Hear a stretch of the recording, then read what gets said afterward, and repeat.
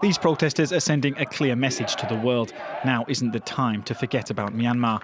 On the streets of Mandalay, a copy of the 2008 constitution that cemented military rule goes up in smoke, a symbolic protest against the army.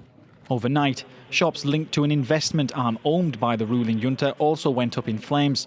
Since protests began exactly 2 months ago, the army has been met with massive public resistance to their coup. So far, they've been unable to scare the opposition off the streets.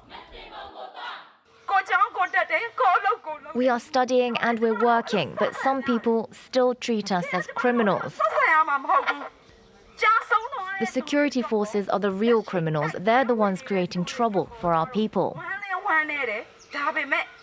But the army is doing everything it can to crush the protest movement.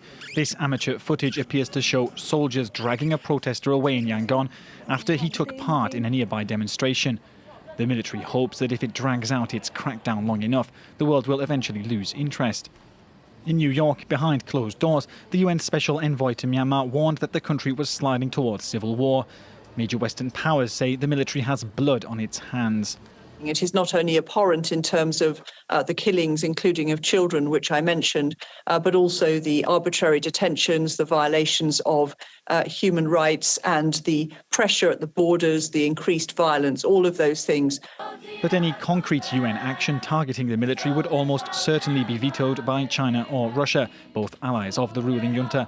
The situation has left some diplomats warning that Myanmar could become a failed state unless more is done to halt the bloodshed.